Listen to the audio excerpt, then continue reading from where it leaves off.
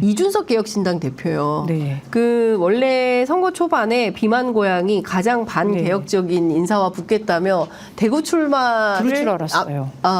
그럴 줄 알았어요? 네, 그럴 줄 알았는데 아니대. 예, 화성으로 갔어요. 예. 네. 그의 선택은 좀 대구 지역에서 어떤 파장을 낳고 있습니까? 제가 대구에 굉장히 자주 갔었잖아요. 그렇죠. 조국 혁신당인가요? 네. 예. 그 당이 잘한 것 중에 하나가 네. 가장 잘한 거 제가 얘기하는데 이준석을 한 방에 날려버렸다라는 거죠. 언론에서 이준석이 사라졌어요. 예. 마찬가지로 대구 경북에서 네. 더 이상 아무도 이준석을 거론하지 않아요. 이게 조국 효과예요. 조국 효과예요. 예. 예. 그러니까 이제는 이 개혁신당에 대한 관심 자체가 없어진 게 네. 대구 경북에서 예. 이 조국 신당의 가장 큰 효과다 이런 생각이 들고요. 네. 그래서 이준석이 어디를 가든 별로 관심이 없어요. 아마 화성 갔다 그러길래 반도체 벨트 뭐 이런 예. 얘기 하길래 예. 반도체 벨트보다 거기가 분구가 되잖아요. 네, 그래서 예. 이제 젊은 사람들이 많을 거다 이런 생각. 그다음에 이원욱 의원하고 네. 같이 연대를 해서 좀 해볼 거다 뭐 이런 생각이 있는 것 같은데 네. 저는 결국은 살기 위해서 갔는데 거기가 살 곳인지 죽을 곳인지는 제가 볼 때 지금 상황에서는 단정 지을 순 없지만 그게 네. 녹록한 곳은 아닌 것 같다. 잘한 선택은 아닌 것 같다. 그 천하람 위원장하고 함께 TV에서 네. KBS에서 토론하면서 친분을 좀 쌓지 않으셨습니까? 네, 그래서 제가 대구 오세요. 네, 이랬었거든요. 천하람 그분 변호사한테? 대구, 네, 예. 그 거기는 저기 순천에서 출마한다는 거잖아요. 그렇죠. 예. 그 천하람의 도전은 어떻게 될까요? 저는 되게 의미 있다고 생각해요. 순천에서. 예, 예. 그분 지난번에 3%인가 받았어요. 네. 제가 이분의 마인드 중에 되게 높게 평가하는 것 중에 하나가 이래요. 예. 내가 만약에 대구에서 정치를 했으면 지금처럼 사랑받았겠냐. 내가 순천에서 그래도 국민의힘으로 이렇게 버티고 있으니 많은 사람들이 자기한테 관심도 가져주고 나를 사랑해주는 사람들을 내가 확인할 수 있는 거다. 네. 내가 대구로 갔으면 고만고만한 정치인 중에 하나가 됐을 거다. 예. 이 얘기를 하더라고요. 근데 예. 그건 맞거든요. 네. 저희가 아무리 어렵다 그래도 경북에서 민주당을 하고 있으니까 많은 분들이 관심도 가져주고 사랑도 해주시고 또 이런 데도 불러주시잖아요. 예. 근데 똑같은 거죠. 그래서 저는 순천에서 뛰는 것에 대해서 정말 이 우리가 관심 갖고 지켜봐야 할 정치인으로 성장하고 있구나라고 좀 박수 쳐주고 싶어요. 예. 아니 순천의 민주당원들이 뭐라고 해당형이라고 하지 않을까요? 아니, 근데 그분 지난번 3%였어요. 그러니까요. 그러니까 좀 지역을 떠나서 좀 새로운 정치를 시작하고 도전하는 젊은 청년 정치인들이 그 지역에서 뿌리 박아서 정말 새로운 정치를 할 수 있는 상황이 되면 좋겠는데 아직은 좀 녹록지는 않은 것 같다라는 생각이 좀 듭니다. 그 지역이 굉장히 어렵다. 특히 이제 인구 절벽이기 때문에 나중에는 투표할 유권자들도 없을 수도 있고 대표할 국회의원도 없을 것 같다. 이제 이런 우려했는데 포항 지역 같은 경우에는 실제로 어떤 지역의 현안들이 있습니까? 포항 지역에도 뭐 인구 소멸과 관계되는 뭐 그렇게 인구 소멸이 되는 지역이 그렇게 많은 건 아니지만 인구가 빠지는 것은 사실 인구가 빠지고 있고 네. 점점 그 인구가 빠져서 이제 뭐 전반적으로 문제가 되고는 있는데 네. 그런 것보다는 지금 저희들은 이제 뭐 상급 종합병원이라든가 이런 공장 유치라든가 뭐 이런 것들에 대해서 좀 더 관심이 있고 그런 것들을 좀 중점적으로 네. 이제 다뤄볼까 하고 있습니다. 그 경북 지역에는 그래도 병원은 많이 있지 않나요? 아니 없어요. 경상북도에 놓고 이제 그게 대구에 좀 몰려 있다 보니까 대구에. 예. 경북 북부권이라든가 네. 저희 포항이라든가 이런 데는 이제 상급 종합병원이 없는 없어요. 예.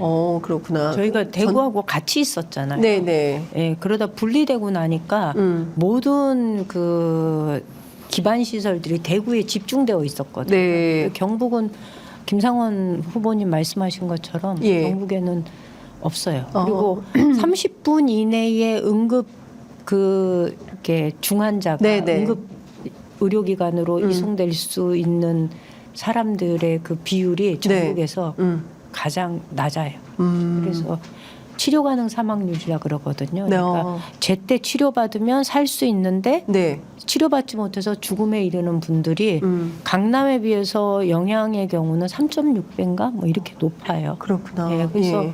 대한민국 사회에서는 어느 곳에 사느냐에 따라서 아무리 의료 기술이 발달해도 격차가 너무 예. 크죠.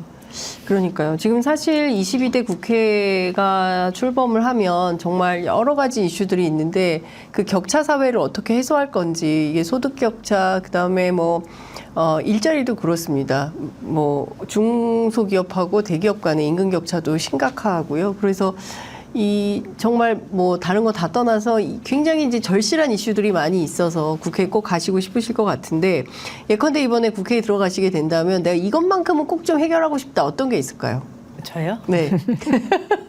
저는 귀엽게 웃으셔요. 예. 하고 싶은 것 중에 여러 네. 가지가 있지만 대표적으로 저는 지방선거제도 바꾸고 싶습니다. 지방선거제도. 네, 네. 왜냐하면 아까 말씀 중에도 얘기했지만 제가 지난 한 2년여 동안 이 우리 국회의원 선거제도 바꾸자 득표만큼 의석수를 보장받는 이제 대선거구제를 저희가 주장을 네. 했었거든요. 우리가 30% 얻으면 30% 의석을 보장해 달라 이거였어요. 그런데 그게 결국은 지금에 이르렀으니 어떻게 보면은 그렇게 큰 성과를 거두고 성과가 있는 싸움은 아니었던 거죠. 지금 지방 소멸의 문제는 지방 정치의 실종으로 이어져요.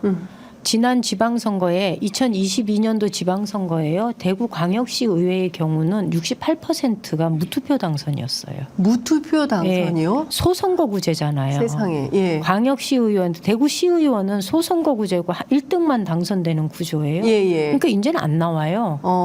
공천 안 받으면 안 나오고요. 예.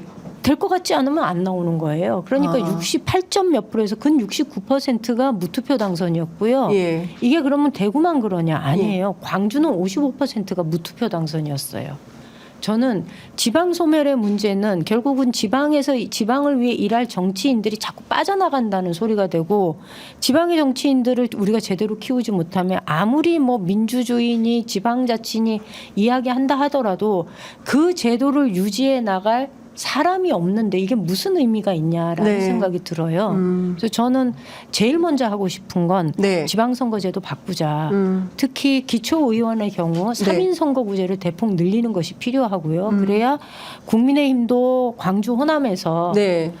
기초의회 진출할 수 있어야지요. 예. 그래야 건강해지지요. 네. 민주당도 네. 기초의회 진출할 수 있어야지요. 예. 그렇게 해서 3인 선거구를 통해서 소수 정당들이 들어올 수 있다면 예. 지방의회는 굉장히 활발해질 것이다 이렇게 보고요. 일단 토론이 가능해지겠어요. 그렇죠. 서로 그다음에 다른 두 의견들이 있으니까. 번째는 그 시도의원, 광역의회 의원 선거 제도도 바꾸어야 된다. 이게 소선거구제이면 아까처럼 네. 대구는 68%, 여기는 55% 무투표 당선의 현상이 벌어지는데 네. 이거는 민주주의가 아닌 거죠. 그래서 저는 이 제도를 손보는 것이 필요하다. 옛날에는 이 문제를 정당 공천제를 없애자라는 문제로 접근을 했었는데 저는 네. 이게 정당 공천제의 문제는 아닌 것 같아요.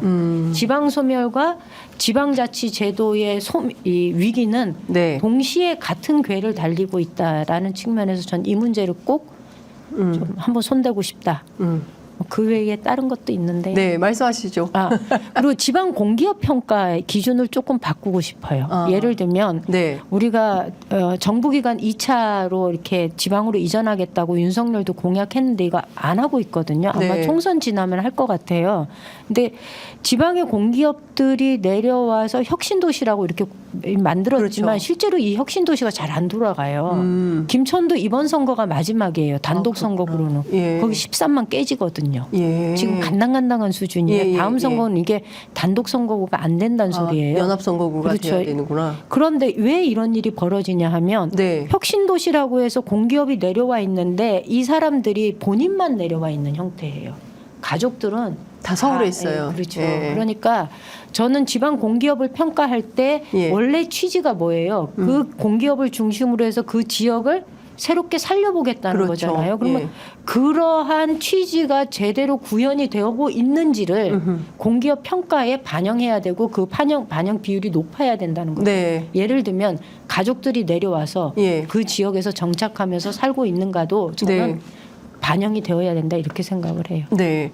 자, 우리 김상원 후보는 예컨대 국회에 진출하신다면 어떤 활동을 좀, 어떤 입법 활동을 좀 하고 싶으십니까? 예, 저는 지금 이제 서민들 살아가기가 너무 어려운 상황인 거죠. 지금 뭘 짓거나 뭐 이런 관계보다는 네. 서민들 살아가기 어려운 이 상황에서 뭐 이자율을 낮춘다든지 대출 만기를 연장한다든지 서민의 생활을 좀 일단 먼저 보살피는 게 우선이다. 그런 정책들을 시행하고 난 다음에 그때 이제 그 다음에 뭐 상급 종합병원을 유치한다든지 기업을 유치한다든지 그렇게 했으면 좋겠다라는 게 이제 제 생각이고 뭐 그런 과정에서 자영업자들에 대한 SOS 대출이라든지 그다음에 지방학위 기본소득제라든지 그다음에 뭐 반려동물 의료보험제도라든지 이런 것들을 이제 쭉 이렇게 시행을 해보는 것이 서민들한테 좀 도움이 되지 않을까 싶습니다. 네. 근데 우리가 막 이런 얘기들을 하잖아요. 네.